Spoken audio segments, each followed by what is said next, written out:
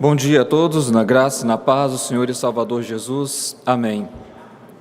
É um prazer sempre muito grande estar aqui na Primeira Igreja. Me sinto em casa, já fui seminarista por 2 anos aqui, pastor auxiliar também por 2 anos, e me sinto muito bem estando aqui em meio aos irmãos. Eu gostaria então, para a nossa classe única dessa manhã, gostaria de convidar a você que abra a sua Bíblia na primeira carta do apóstolo Pedro, capítulo de número 2, verso 11 a 17.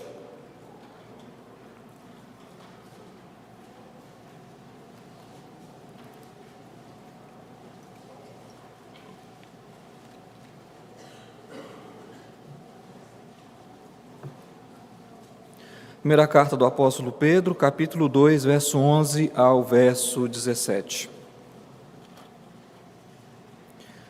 Eu farei a leitura, mas, por favor, acompanhe a leitura do texto em sua Bíblia.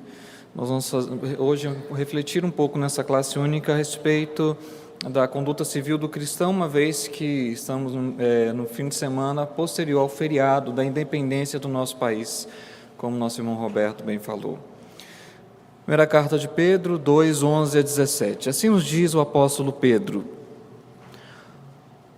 Amados, exorto-vos, como peregrinos e forasteiros que sois, a vos absterdes das paixões carnais que fazem guerra contra a alma, mantendo exemplar o vosso procedimento no meio dos gentios, para que, naquilo que falam contra vós outros, como de malfeitores, observando em vossas boas obras, glorifiquem a Deus no dia da visitação. Sujeitai-vos a toda instituição humana por causa do Senhor, quer seja o rei, quer como soberano, quer as autoridades como enviadas por ele, tanto para castigo dos malfeitores como para louvor dos que praticam o bem. Porque assim é a vontade de Deus, que pela prática do bem façais emudecer a ignorância dos insensatos. Como livres que sois, não usando todavia a liberdade por pretexto da malícia, mas vivendo como servos de Deus. Tratai todos com honra, amai os irmãos, temei a Deus, honrai o Rei. Vamos orar. Senhor, nós, ante a Tua presença, queremos rogar a Deus a iluminação do Teu Espírito sobre nós, para que possamos compreender este texto da Tua Palavra. Compreendendo-o, ó Deus, possamos aplicá-lo em nossas vidas, vivendo por modo digno do Evangelho de Cristo. Abençoa-nos, ó Deus, como servos Teus, como discípulos de Cristo, como cidadãos desse país maravilhoso no qual vivemos, no qual o Senhor nos colocou. Conceda-nos, ó Deus, a oportunidade de refletirmos a respeito da nossa conduta, da nossa vida, da nossa ética, em todas as áreas da nossa vida, para que façamos emudecer todos aqueles que lançam contra os Teus servos acusações. Que pelo nosso bom procedimento, pelas boas obras que fomos pelo Teu Espírito capacitados a exercer, possamos, ó Deus, dar um testemunho cristão no meio de uma sociedade secularizada, uma sociedade que abandona cada dia os princípios da Tua Palavra. Abençoa-nos, ó Deus, para que possamos refletir como cristãos a maneira como nós podemos, diante da Tua presença e mediante a Tua graça, auxiliar o nosso país como bons cidadãos desse país que vivemos. Abençoa-nos, ó Deus, para que essa reflexão promova em nós exatamente a mudança que a Tua Palavra tem que fazer em nossos corações, para que as nossas atitudes, para que os nossos atos, eles sejam, ó Deus, atos agradáveis ante a Tua presença. E perdoa-nos, ó Deus, através da Tua misericórdia. Se por algum momento e por alguma razão temos falhado no exercício da nossa cidadania, se temos sido frívolos, indiferentes para com a realidade do nosso país, para com a realidade da nossa sociedade. Abençoa-nos, ó Deus, para que possamos refletir a maneira como devemos agir em todas as áreas da nossa vida, quer a esfera pública, quer a esfera privada, que em todas as áreas, em todos os locais, possamos, ó Deus, ser verdadeiros discípulos de Cristo, fazendo que assim a Tua glória seja manifesta no meio do nosso país, a fim de que os homens glorifiquem a Ti como o único Deus exaltado sobre toda a terra. É a nossa oração, é o nosso pedido, Senhor, em nome de Cristo Jesus. Amém.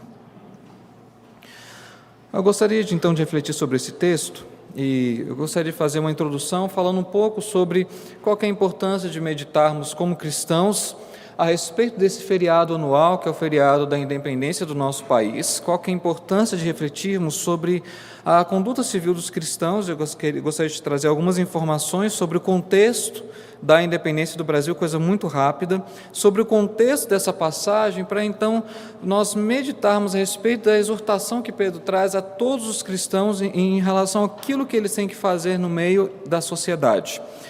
Talvez muitos não saibam, mas o contexto da independência do nosso país, para nós cristãos, no Brasil, ele é extremamente importante. Quando Dom Pedro I, que era então príncipe regente do Brasil, declarou a independência no dia 7 de setembro de 1822, essa declaração ela foi importante para que o protestantismo ele pudesse se implantar agora de forma definitiva no nosso país. Eu explico por quê. Dois fatos importantes desse momento. Primeiramente, foi a abertura dos portos. Com a vinda da corte portuguesa, a partir de 1808, os portos do Rio de Janeiro foram abertos e navios de várias nacionalidades começaram então a atracar no Rio de Janeiro. E uma das nações que naquela época tinha melhor relação comercial com o Brasil era a Inglaterra. E vários protestantes de várias nacionalidades começaram então a vir para o Brasil. E essa presença de protestantes que inicialmente faziam seus cultos nos navios atracados no porto, essa presença começou então a cada vez ser mais sentida e percebida, a tal ponto que, em 1824, o Brasil já é independente de Portugal, houve a formulação de uma Constituição, e nessa Constituição houve a permissão para que protestantes construíssem no Brasil locais para seus cultos. Eles não poderiam ter a aparência externa de um templo religioso, mas eles já poderiam ter locais de reuniões fixos em nosso país. O que pode não ser para nós, mas para a época já era um avanço muito grande no que diz respeito à liberdade de culto e de adoração em nosso país, cuja religião oficial naquela época ainda era o catolicismo romano. Outro fato importante é que a implantação do protestantismo em nosso país, essa implantação ganhou um impulso após a independência do nosso país, porque vários colportores, então, nesses navios, de outras formas, começaram a vir para o Brasil e começaram a distribuir Bíblias para a população. Bíblias que eram produzidas em outros países começaram a ser trazidas para o Brasil e distribuídas em língua portuguesa. Isso fez com que todo esse período, principalmente da primeira e segunda metade do século XIX, fosse um período extremamente vital para que missionários e fundadores de igrejas protestantes, especialmente as denominações históricas, viessem para o Brasil, entre eles, o que é conhecido da maioria aqui, Ashbel Green Simonton, que é o fundador da Igreja Presbiteriana do Brasil, que em 12 de agosto de 1859 desembarcou no Rio de Janeiro. Quando nós refletimos sobre o feriado da independência, nós temos que refletir que Deus usou o contexto daquela época para que o protestantismo se implantasse em nosso país, do qual eu e você hoje nós somos frutos. E por que é importante hoje refletirmos sobre a conduta civil do cristão e sobre essa realidade do nosso país? Primeiramente, é porque há um senso comum e espalhado e muito mal reproduzido, especialmente nas mídias sociais. Infelizmente, muitos cristãos, equivocadamente, pensam que ser um cidadão cristão, ou um bom cidadão à luz da ética cristã, é compartilhar, reproduzir notícias, algumas vezes falsas e enviesadas nas redes sociais. Essa reflexão política e civil, ela varia de acordo com que é a opinião da maioria. Se nas postagens, por exemplo, do Facebook e outras redes sociais caminham numa direção, eles postam nessa direção. Se muda-se então a opinião midiática, muda-se também a opinião e reflexão cristã que essas pessoas têm a respeito daquele determinado assunto. O que reproduzem, na verdade, é um senso comum que carece muito de aprofundamento bíblico, carece muito de uma reflexão madura cristã a respeito do qual é a relação entre igreja e Estado, qual que é a relação do cristão como cidadão diante dessa sociedade. Mas uma segunda razão pela qual nós devemos hoje refletir a respeito da conduta civil do cristão é uma dicotomia, uma divisão que se faz erroneamente entre a religiosidade e a vida pública. Deixa eu me explicar isso. Culturalmente, é dividida assim: não interessa o que eu faço na minha vida pública como cidadão, não interessa, eu vou dominicalmente à igreja, presto meu serviço, presto meu culto. Agora, o que eu faço ao longo da semana, em relação aos meus colegas de trabalho, no trânsito, em relação às minhas obrigações como cidadão para o Estado, são áreas separadas, são áreas distintas. Sendo que na Escritura nós não temos como departamentalizar, ou seja, não temos como dividir, seccionar uma área da nossa vida e outra. Ou seja, há que se ter coerência entre aquilo que somos na esfera pública em relação à nossa sociedade, em relação ao nosso Estado, ao nosso país, e aquilo que devemos ser na nossa vida doméstica, nossa vida privada. Não devemos dividir essas duas esferas, elas estão juntas. E é por isso que essa divisão causa com que cristãos, eles sejam assíduos nos trabalhos religiosos, o que tem que ser, mas sejam péssimos vizinhos, sejam patrões exploradores, empregados relapsos, colegas de trabalho invejosos e altamente competitivos, pessoas mal educadas no trânsito e que ainda nos seus momentos esportivos usam palavrões, como se a vida religiosa e as outras áreas da nossa vida pudessem ser divididas. Por essa razão, meus irmãos, eu acredito que a exortação de Pedro aos cristãos que estavam espalhados no Ponto, Galácia, Capadócia, Ásia e Bitínia, isso está no capítulo 1, verso 1, vai exatamente ao encontro dessa necessidade de se corrigir essa atitude dúbia que persiste, que infelizmente ainda persistirá em certa medida em nosso país. Na verdade, o que eu espero aqui, de forma breve e sucinta, é oferecer uma orientação bíblica prática que respeita os princípios da hermenêutica reformada, da inspiração da Escritura, da atualidade e relevância da Escritura, que aponta direções para a nossa conduta civil hoje em nosso país. E por isso essa passagem ela é importante. Essa passagem, por que ela é importante dentro da carta de Pedro, entre outras razões? Primeiramente, esse texto que nós lemos está exatamente no coração, no centro da argumentação de Pedro. Este texto marca a transição de Pedro, de um argumento seu, e introduz a principal preocupação dele. Qual era a principal preocupação de Pedro nessa carta? Que cristãos vivessem corretamente entre os gentios. Pedro faz toda uma argumentação no capítulo 1, no capítulo 2, expondo a herança, as promessas para a igreja agora, e ele chega então ao capítulo 2, verso 9 e 10, transpondo conceitos e elementos que eram conceitos e elementos de Israel no Antigo Testamento para a igreja, dizendo: vocês são nação santa, sacerdócio real, povo de propriedade exclusiva de Deus. O que Israel era no Antigo Testamento, agora vocês, gentios, igreja do Senhor, são. E se vocês são a nação santa, sacerdócio real e povo de Deus, vocês têm que proclamar as virtudes daqueles que vos chamou das trevas para a sua luz. E a pergunta é: como nós vamos proclamar as virtudes de Deus?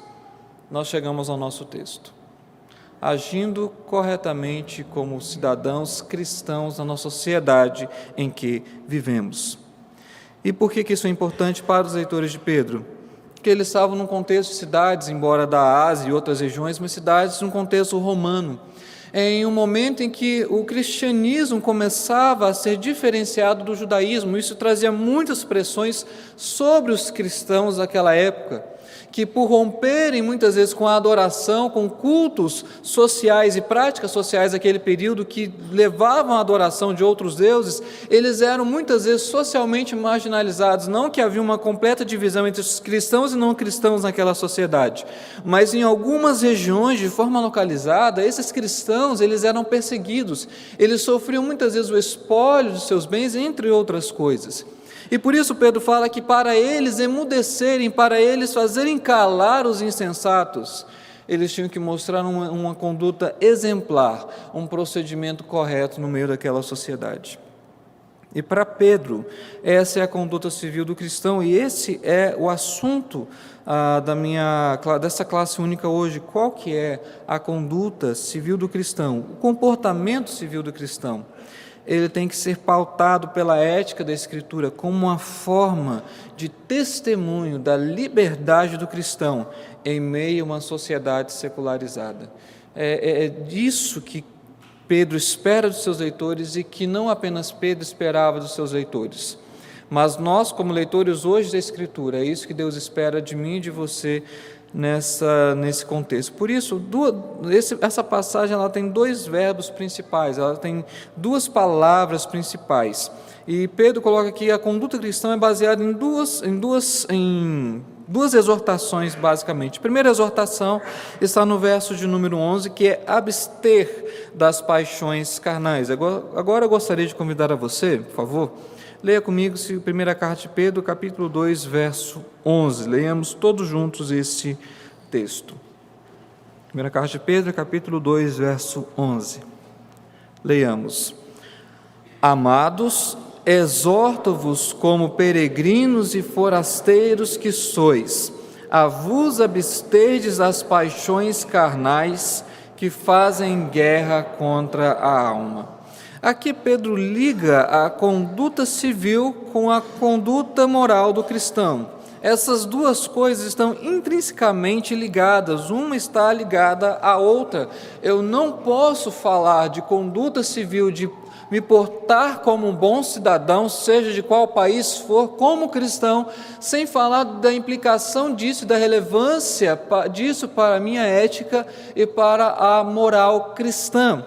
Nós não podemos dividir, tanto é que Pedro começa a sua argumentação falando: se abstenham das paixões carnais. Essa palavra, se abster aqui originalmente, ela significa evitar contato ou usar de alguma coisa de forma errada, manter-se distante, se refrear de alguma coisa.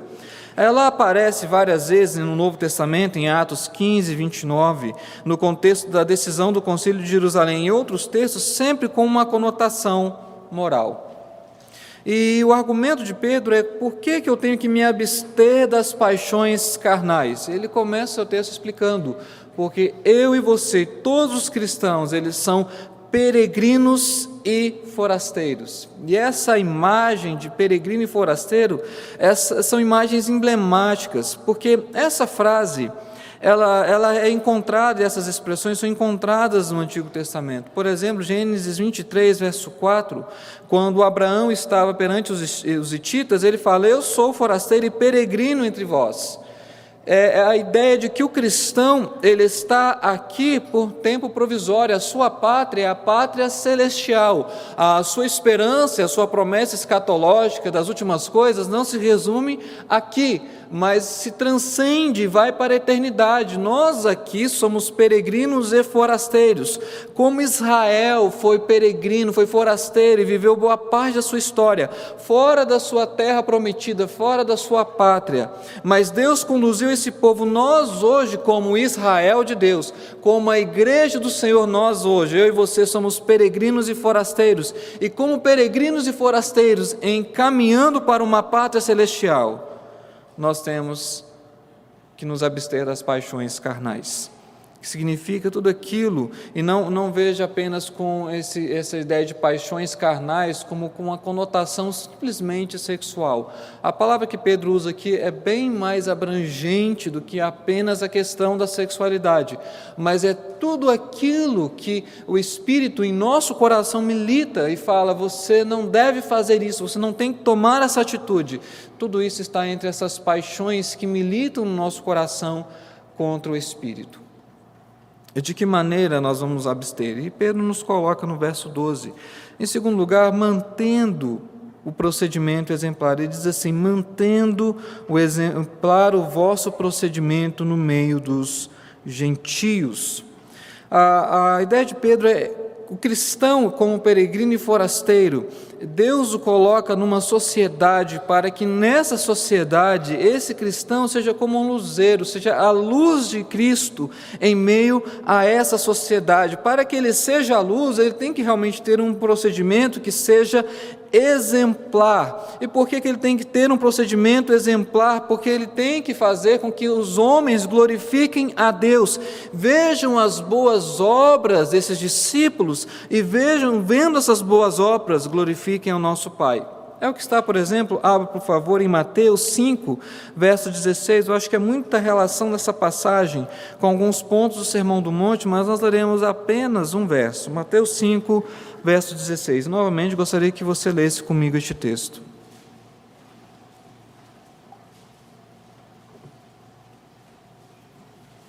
Mateus 5, verso 16. Leiamos todos juntos. Assim brilhe também a vossa luz diante dos homens, para que vejam as vossas boas obras e glorifiquem a vosso Pai que estás nos céus. Vejam bem que o que Pedro está colocando, na verdade, é uma aplicação do que Cristo também já tinha ensinado no Sermão da Montanha. Ou seja, quando nós mantemos um procedimento exemplar no meio da sociedade, nós levamos os homens a glorificar a Deus quando eles observam as nossas boas obras. E entenda como boas obras neste texto, não aquelas obras simplesmente de misericórdia, de assistência social, mas tudo o que o cristão é e faz está incluído no âmbito das boas obras.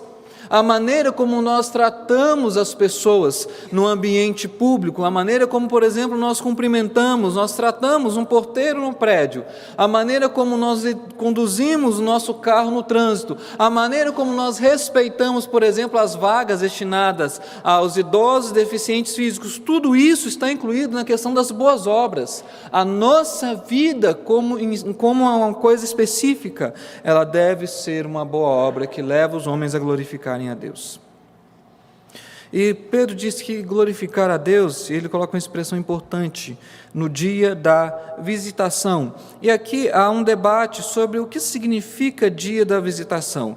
Essa frase, por exemplo, ela é encontrada em Lucas, capítulo 19, verso 44, quando se refere à encarnação de Cristo.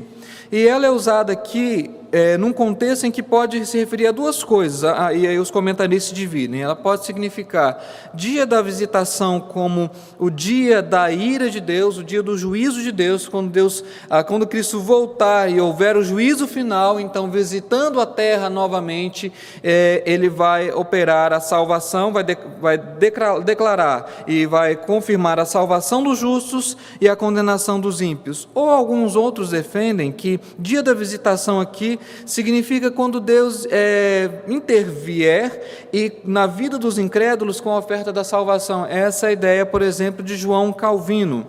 Mas eu acredito aqui que o texto está apontando mais a ideia exatamente da condenação futura. E por quê? Porque no Antigo Testamento, essas expressões dia da visitação é usada comumente em contextos em que falam do juízo. Isaías 23, Jeremias 6, entre outros textos. Além disso, o contexto da nossa passagem aqui de 1 Pedro está falando um contexto em que expressa os incrédulos como malfeitores, como aqueles que difamam e aqueles que acusam os cristãos. E quando então Cristo voltar na sua glória, todos reconhecerão e todos o glorificarão como Senhor.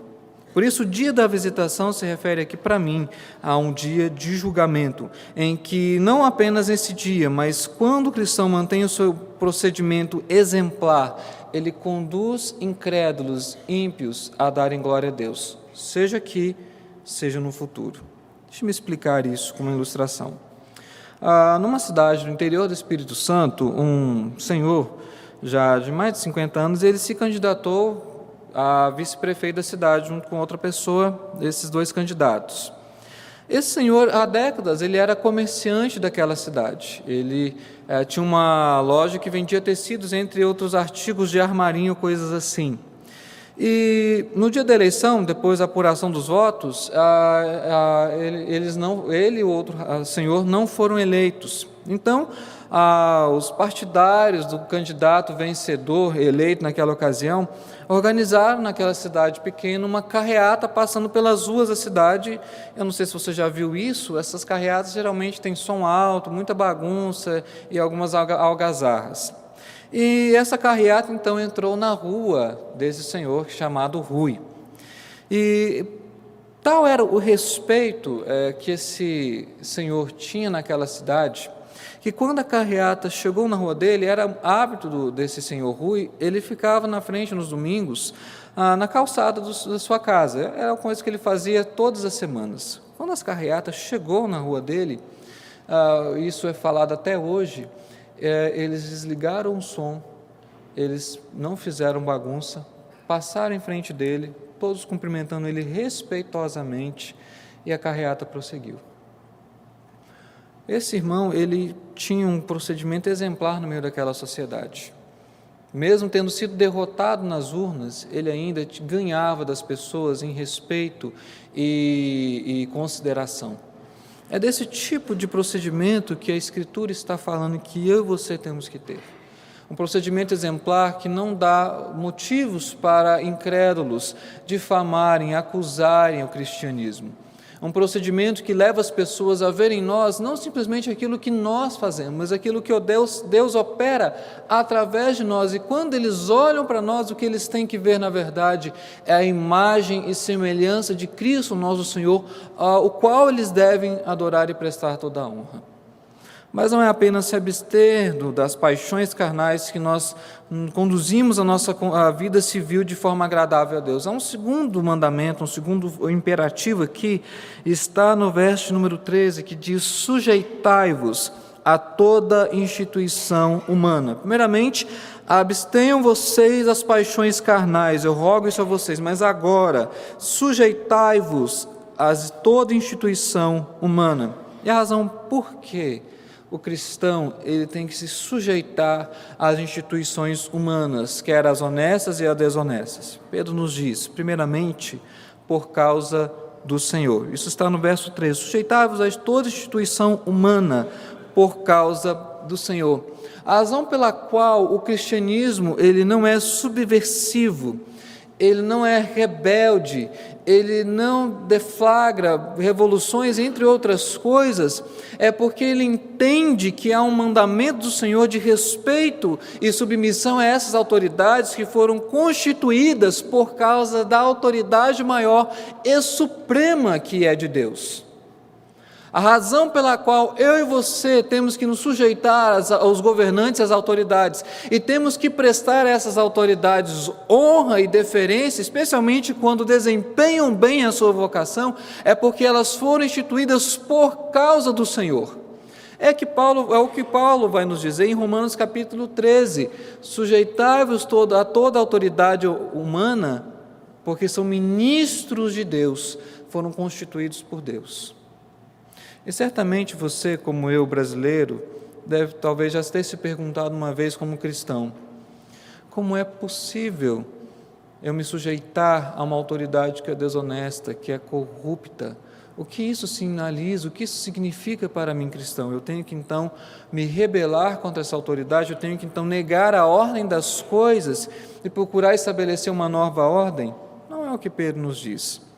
Pedro nos diz que nós devemos sujeitar, porque seja rei, seja soberano, essas autoridades foram enviadas por Deus. E aí que eu preciso explicar. Quando a autoridade ela é justa, quando a autoridade ela é honesta, nós temos motivos de louvor e gratidão a Deus. Mas a pergunta, e a autoridade corrupta, desonesta, maléfica para a população, será que essa autoridade também foi instituída por Deus? A resposta é sim. E como nós podemos entender isso? Creio que um dos autores que mais respondem corretamente essa pergunta é João Calvino. Depois você procura, está disponível na internet, em inglês já é domínio público, procure as Institutas da Religião Cristã. Vá no volume de número 4, ao último capítulo, quando João Calvino trata do governo civil. E um dos pontos que Calvino trata é como o cristão entende e deve considerar a autoridade que é desonesta e corrupta na sua vocação. E Calvino nos responde que, se Se as autoridades e magistrados e autoridades constituídos por Deus cumprem a sua vocação digna e atendem aos preceitos corretos pelo bem da sociedade, eles cumprem a sua função e devemos respeitá-los, devemos honrá-los, reis, governantes, primeiros ministros e etc. Contudo, a existência de autoridades injustas, corruptas, desonestas, na verdade, pontuam, e essas autoridades são um instrumento, são a vara da ira de Deus contra uma nação ainda mais impiedosa que seus próprios governantes.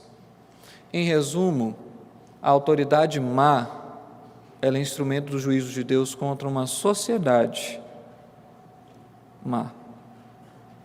Não devemos concordar com a corrupção, com a má administração dos recursos públicos, nem mesmo com o nepotismo, venda de cargos e votos. Não concordamos com isso.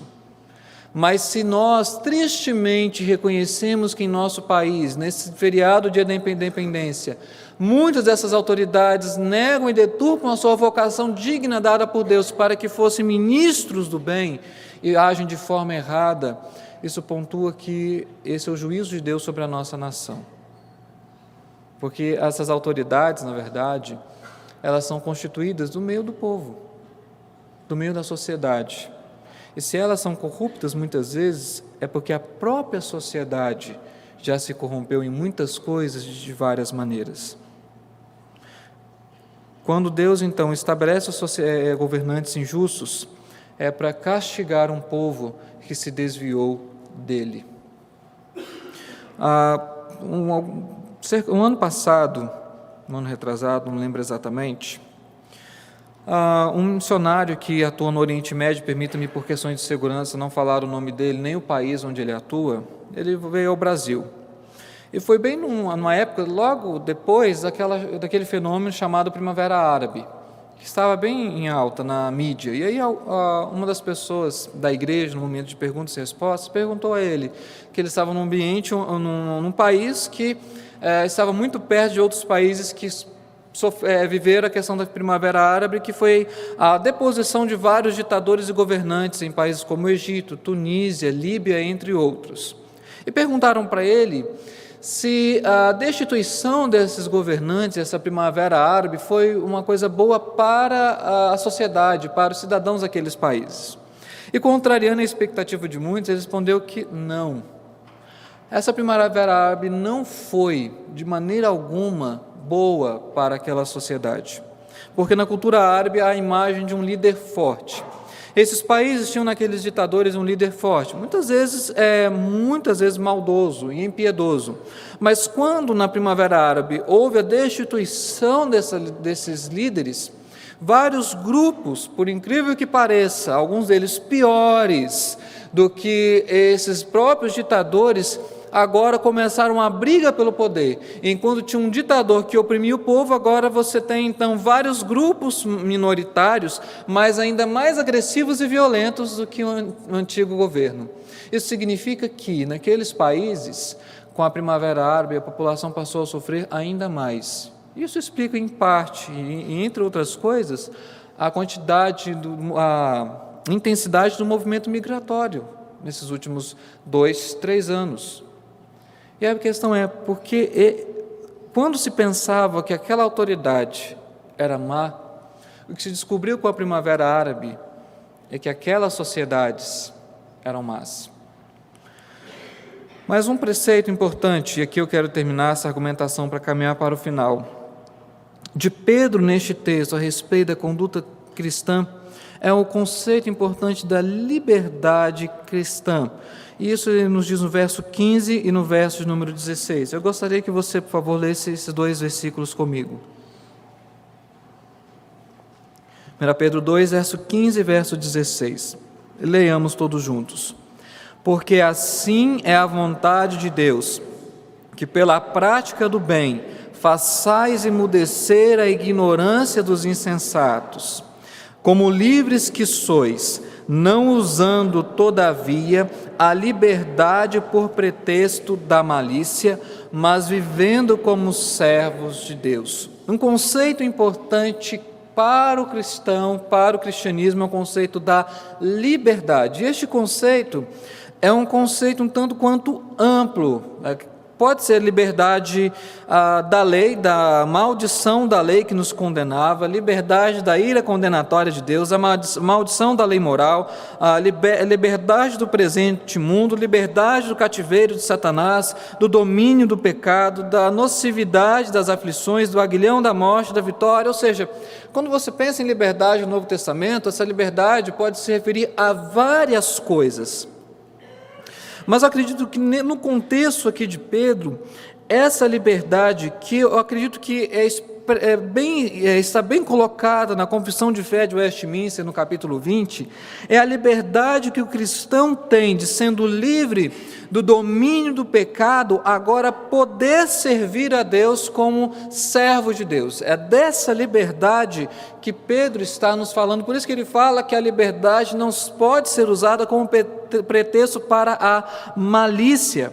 E o conceito de liberdade é um conceito caríssimo para os cristãos, tanto é que está expresso num dos símbolos de fé da nossa igreja, porque essa liberdade ela foi ganha, ela foi conquistada para nós em Cristo na cruz. Cristo na cruz nos libertou do poder das trevas, da maldição da ira de Deus, da condenação dessa ira, da morte eterna. Nós fomos libertados de tudo isso para que possamos viver de forma livre. É dessa liberdade que Pedro está falando. E o problema é que nós, quando usamos essa liberdade, o pretexto da liberdade cristã, para cometer qualquer pecado ou tolerar qualquer concupiscência desagradável a Deus, nós destruímos o fim da liberdade cristã, porque fomos libertos por Deus para sermos escravos dele, servindo Ele em amor. Por isso que eu gosto bastante da definição que o próprio João Calvino nos dá da vida cristã em relação a essa liberdade. Segundo ele, a vida cristã é uma servidão livre e uma liberdade servil. Eu e você fomos libertos para servirmos a Deus. Nós somos tirados do poder das trevas, do domínio do pecado, da maldição da lei, para sermos servos do Senhor. Esse é o fim da liberdade cristã. E quando usamos dessa liberdade como pretexto para o pecado, nós deturpamos o fim dessa liberdade. Cristo nos fez livres em meio à nossa sociedade. E eu falo assim que, às vezes a gente pode não ter observado, mas os preceitos da liberdade de expressão, liberdade religiosa, liberdade de consciência, são preceitos que, primeiramente, eles foram defendidos por cristãos. O problema é a maneira como agora os cristãos têm usado essa liberdade de expressão, essa liberdade religiosa e de consciência. Deixa eu me explicar. Nós temos que tomar cuidado com essa deturpação do verdadeiro conceito de liberdade cristã.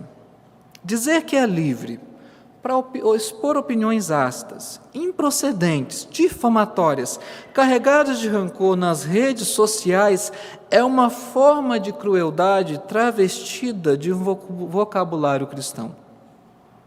Usar da liberdade que Deus nos concedeu para se entregar ao que Ele condena é agir como uma pessoa leviana, mesmo professando ser cristão, mas agindo como um incrédulo. Digo mais, tratar a liberdade de consciência como uma licença para julgar os outros de forma frívola, sem conhecimento de causa, é um pretexto para você pecar no seu coração. Fazer da liberdade de expressão, por exemplo, um mecanismo para difamar a vida alheia, é uma definição aparentemente bonita para a fofoca. Cristo nos libertou para servirmos a Ele. Use da liberdade que Deus te deu para agradá-lo, não para se entregar àquilo que Ele condenou. Foi para isso que Cristo te libertou. Foi para que você, exercendo essa liberdade no meio da sociedade onde Deus te colocou, você possa servi-lo, sem dar pretexto à malícia, mas vivendo como servos de Deus. E é por isso que ele termina, então, esse texto com 4 imperativos. tratai a todos com honra, amai os irmãos, temei a Deus, honrai o Rei. É para isso que eu e você fomos libertos. Tratar a todos com honra. E com todos, entenda-se, todos. Não somente aqueles que estão no mesmo nível ou na mesma faixa etária. Por exemplo, o quanto que eu vejo de desrespeito aos idosos é algo absurdo no meio da nossa sociedade. A maneira como os jovens, adolescentes, não têm a devida deferência para com aqueles que são mais velhos. E eu cito isso, é algo que é muito comum. Eu, de vez em quando, pego ônibus, transporte público aqui na capital. Então, se você vier para mim falar o que é o transporte público, eu falo, eu sei bem o que é isso.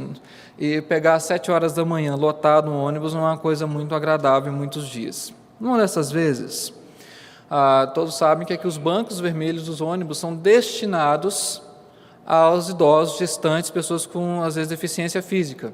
E num desses bancos, é muito comum que pessoas de menos idade, que não precisam, que podem muito bem ficar em pé, sentam lá. Uma jovem sentou.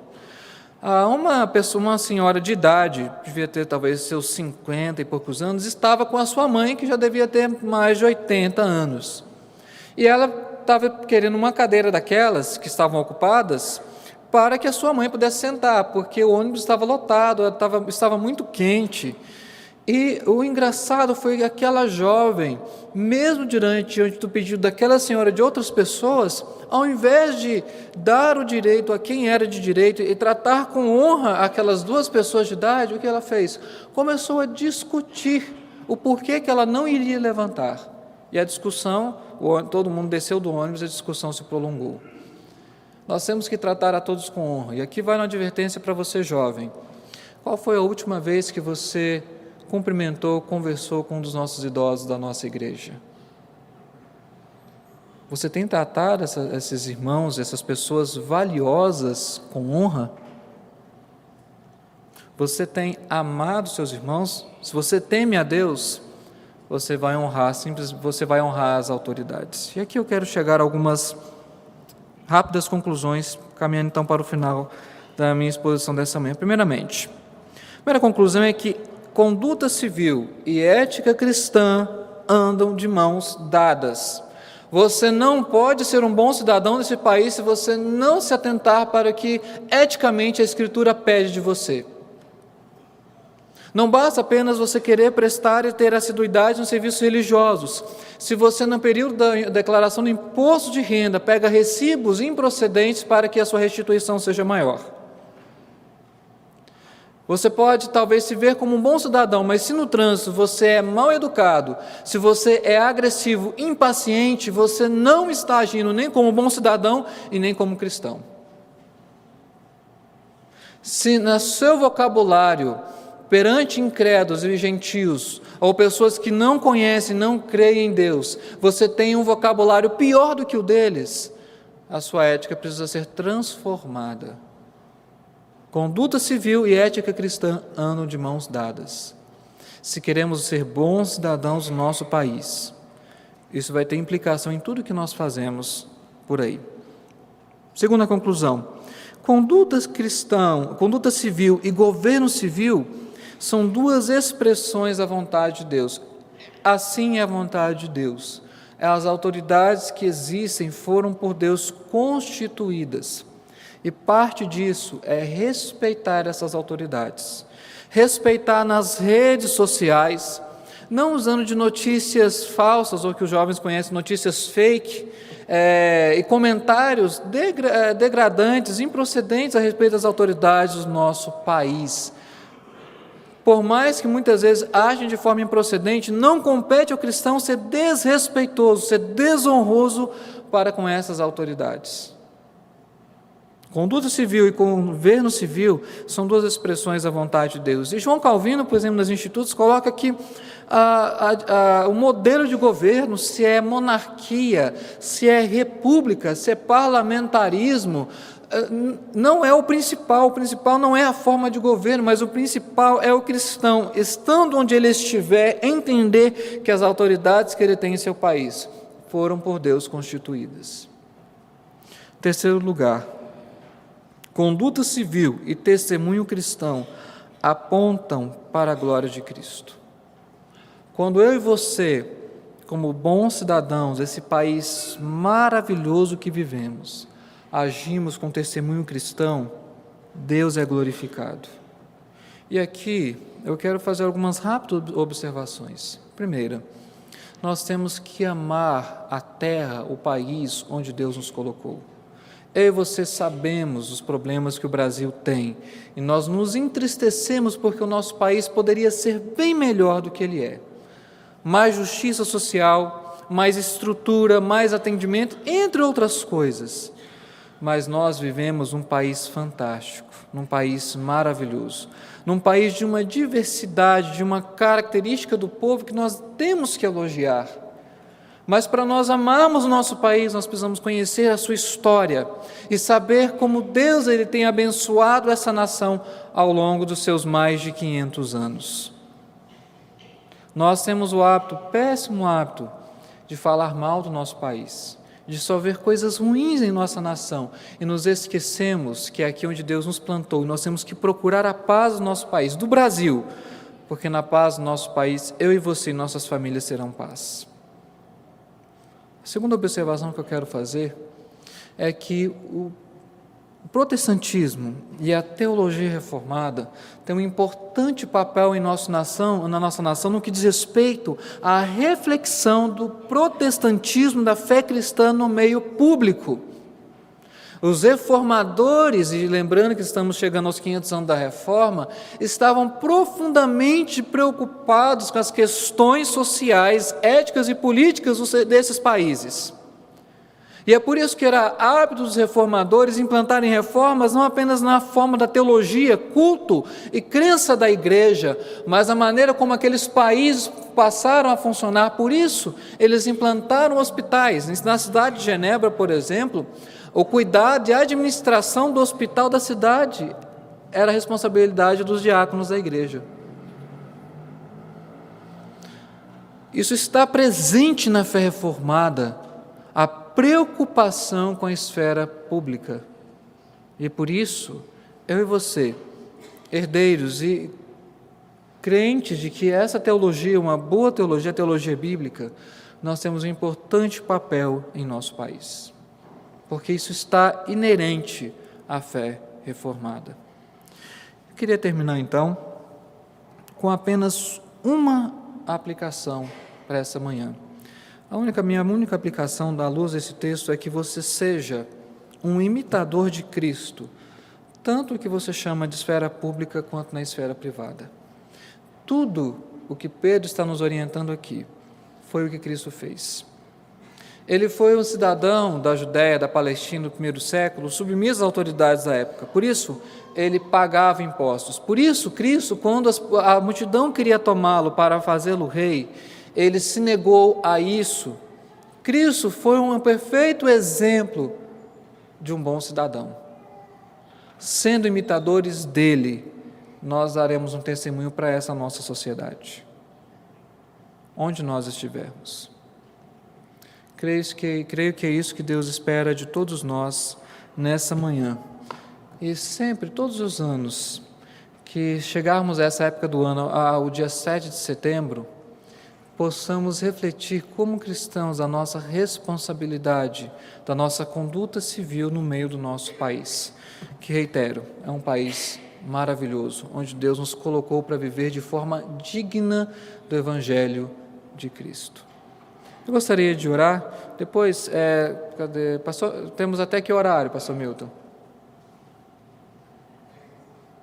10h30? Mesmo? Ixi, eu fui muito rápido, então. Bom, vamos orar e vou abrir se tiver alguma parte de perguntas e respostas sobre esse assunto preferencialmente, e aí a gente termina então, falta mais ou menos de 10h20 a 10h30. Vamos então orar ao nosso Deus. Te damos graças, ó Pai, porque nascemos, muitos de nós, e fomos colocados num país maravilhoso, que sofre de muitos problemas crônicos, mas uma terra onde o Senhor nos plantou, onde fomos plantados, para servir a Ti, para agradar o Teu nome, dar um testemunho da Tua vontade e dos preceitos cristãos, éticos e morais no meio de uma sociedade secularizada.